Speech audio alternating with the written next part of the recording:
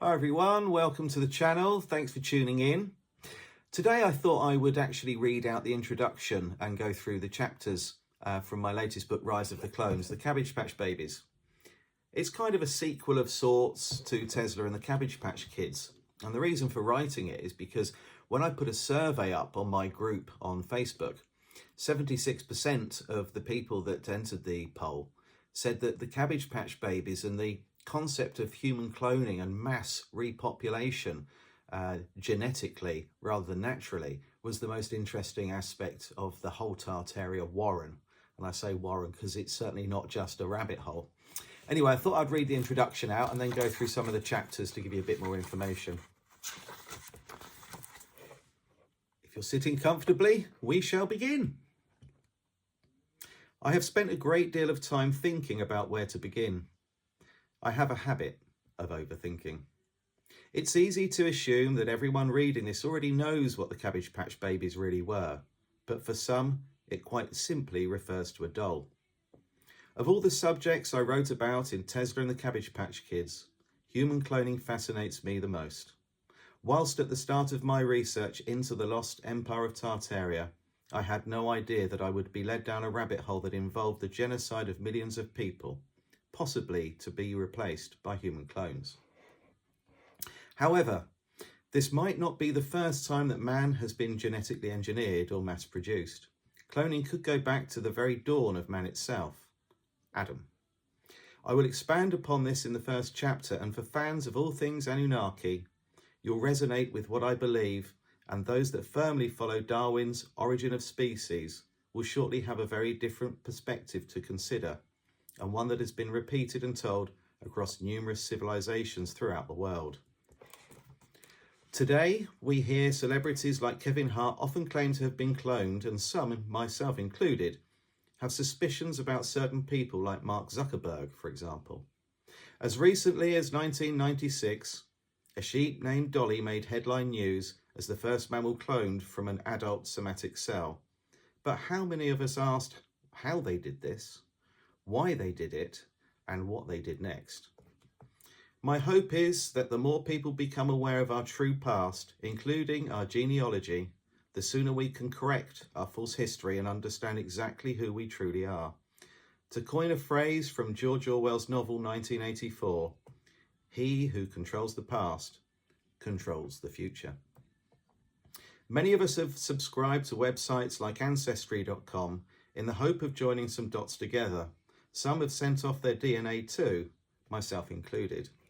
For me, I hope that I could create a family tree for my children and their children. Yet all I managed to achieve was to open a very large can of worms, which brought nothing but upset and more unanswered questions. My mum will never forgive me. The sad reality of genealogy for most of us is that beyond the 1800s, the information is unlikely to be true and very difficult to substantiate. In fact, I would go so far to say that a great deal of it will be fictitious.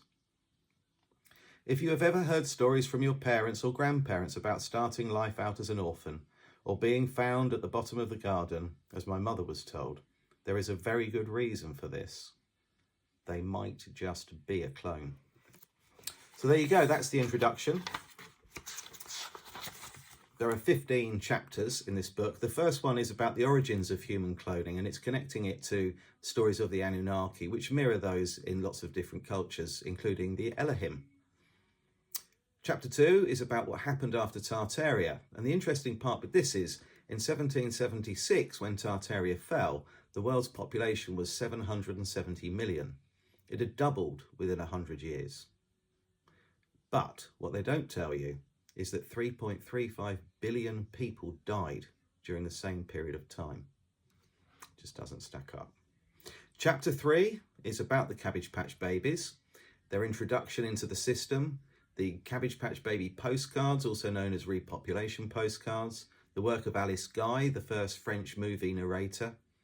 And I think you'll find that quite interesting because her story doesn't actually stack up. She's got her dates wrong. Chapter 4 is about the incubator babies with Dr. Martin Cooney, who wasn't actually really a doctor, that went on display at the World's Fairs. Chapter 5 is about baby farms, and this is horrific. This features around a character called Amelia Dyer, who remains today the most notorious serial killer that Britain's ever had. Chapter 6 is about the Cabbage Patch Kids, and that's the doll.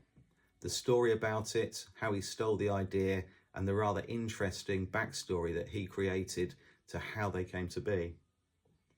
Chapter 7 is about Dolly the sheep. Incidentally, she's named Dolly after Dolly Parton because a mammary cell was used, and also expands upon what other animals have been cloned.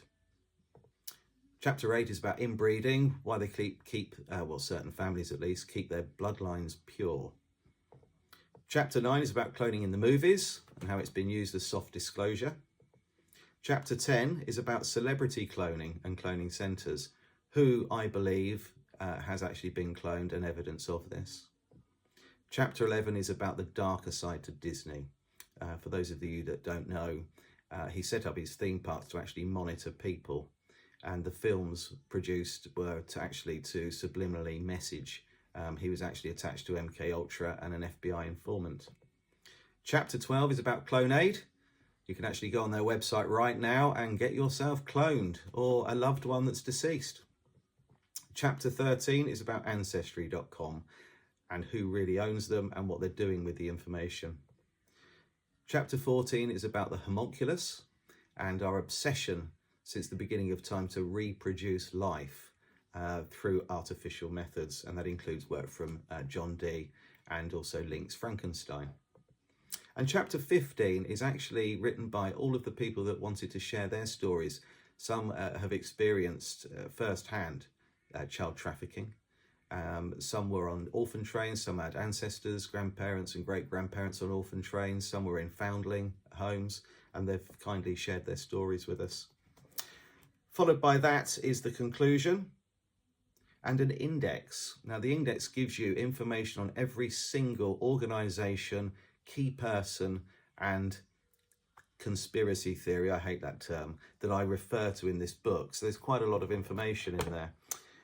Incidentally, all of the images in the hardback are colour. Here's a picture of the president of Argentina with his cloned dogs. Just his face scares me. Anyway, it's available on hardback, paperback. The audio book should be out soon. It's been submitted. We're just waiting for that to be approved. And you can also get PDFs.